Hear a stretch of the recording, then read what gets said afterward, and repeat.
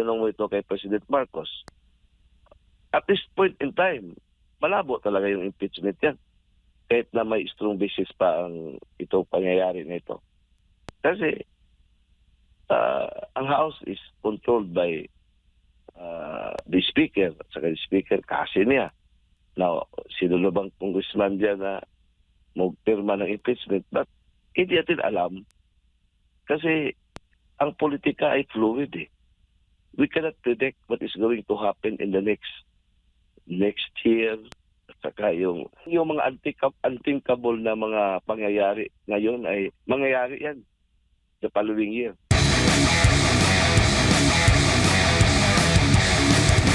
Attorney, pagpalagay po natin na umusad ito, magkaroon nga po ng kaso, magkaroon din ng rekomendasyon ang ombudsman na kasuhan. Halimbawa lamang po, maaari po ba itong maging grounds din para sa impeachment kay kay Marcos Jr.? Super ground ito. Super ground ito.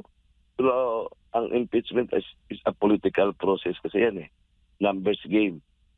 Walang mangyari sa impeachment kung wala yung initiation ng impeachment complaint before the House of Representatives. Iyan ang problema ng impeachment natin.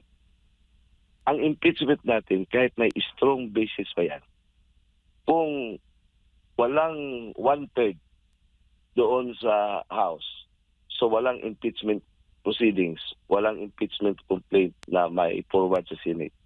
Kahit strong ground pa yan, kung ang mga senators ay 2/3 hindi magkukonvict, so wala. Kahit may ground pa yan. Kahit walang ground, on the other hand, kahit groundless, kahit pa I don't want to see your face because to me, your face is unpalatable. May catch-all phrase kasi dyan ng yung kahit ano dyan eh, yung betrayal of public trust. Kahit ano dyan, ipasok nila. Provided it is supported by at least 1/3. So maging articles of impeachment na yan.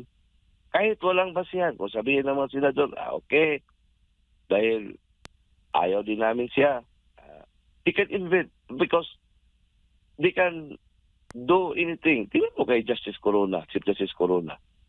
Oh, how was he treated? How was case was being deliberated? Eventually, na-cleared siya eh. Pero patay na siya. Yan ang problema ng impeachment natin. Pero hindi mo yan problema, Admar, kasi yan talaga ang design ng ating konstitusyon. Kasi at the end of the day, it's the people ang talagang pinaka-factor dito because the House of Representatives and the Senate are all political actors. Being political actors, yung Senado is a political theater, yung House is a political theater. So, they want the acclamation of their audience. Yan ang tao. Theater, parang sila nanonood tayo.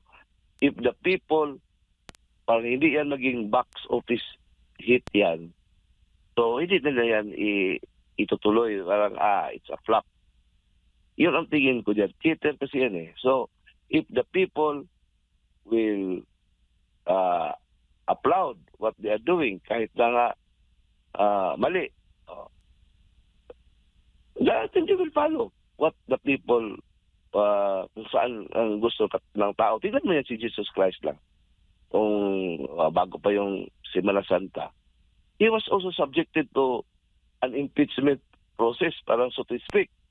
Pinapili yung mga tao, parang election lang yun. Pero it's the people, yun ang tao ang parang fuel ng decision doon ni Pilato na pahala na yan kasi na-condition na ang mga tao doon eh.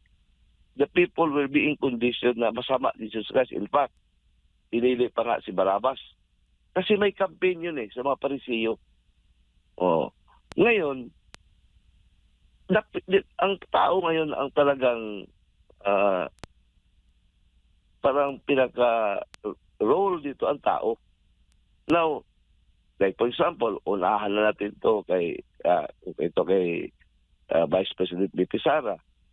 Kahit pa walang basis yan, kung ang tao naman ay parang lukewarm, maybe they will be emboldened to execute their plan.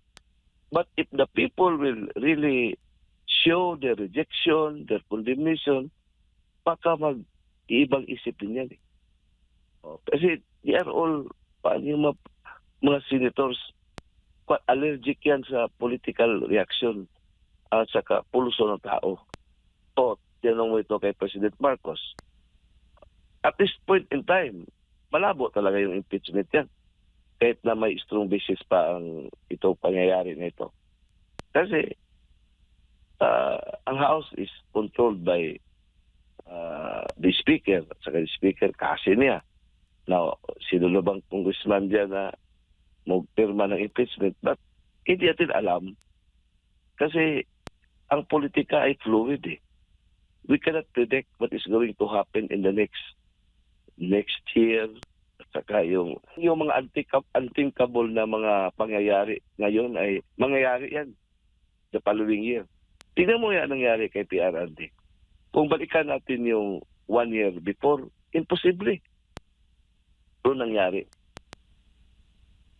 Kaya Opo. nga, ang politika ay cruel, sometimes kind, depende kung which side you belong, which side we belong. So, ang thesis ko dito, sa lahat na pangyayari, these are all part of political maneuvers. There is going to be a political war at this time. Kasi ang politika naman, Admar, gira ito eh.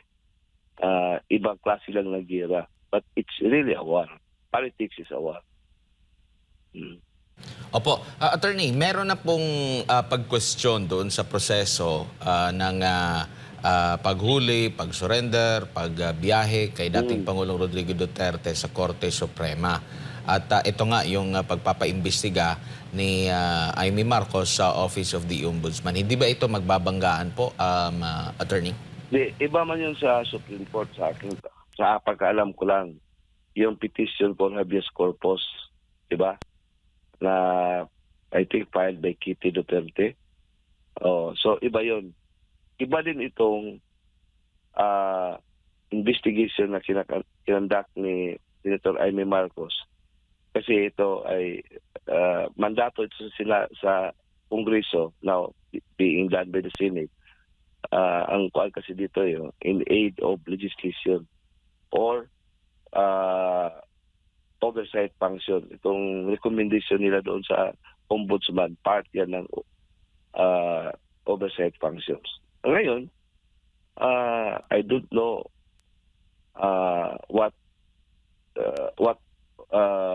anong tulong itong findings na ito kung may kaso ipaan sa Supreme Court, but mahirap magsabi. I don't want to make my own mga preliminary assessment kasi pangit. I don't have that kind of parang hindi pa tayo level na Benito Pasio at Toritorion. Pero tingin ko, ang tanong mo, speculative din kasi wala namang kaso pa na na-file sa Supreme Court other than yung habeas corpus. Yung habeas corpus kasi, kaso yan na i-surrender mo yung body ng person. Yun ang parang pinaka-objective ng habeas corpus. Now, I don't want to make an assessment kung viable pa ba yan at this time. Pero may isang angle din yan, yung legality. Legality sa